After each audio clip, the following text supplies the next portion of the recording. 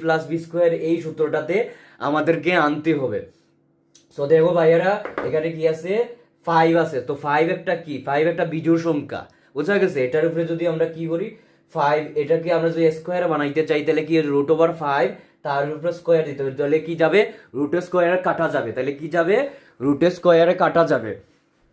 তাহলে কি হইলো এখানে আমার, যে রুট ওভার 5 স্কোয়ার দিলাম, রুট ওভার 5 রে আমরা এ দিলাম, A is equal to root over 5, তারপরে কি দিলাম 2a, এটারে ধরলাম আমরা কি রুট ওভার 5, তো 2a সূত্র 2, বোঝা গেছে। এটারে ধরলাম আমরা কি রুট ওভার 5, এবং কি লিখতে পারবো এখানে,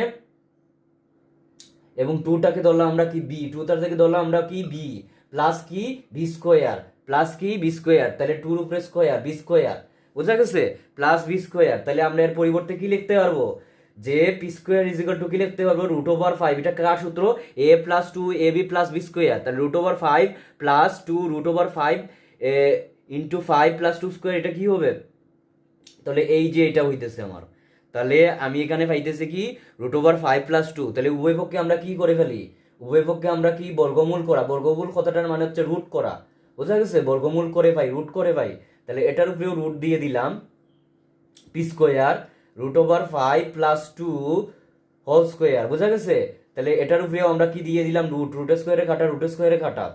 তাহলে আমরা কি পাইতেছি, ultimately P is equal to root over 5 plus 2 পাইতেছি, রুট ওভার 5 প্লাস 2 পাইতেছি।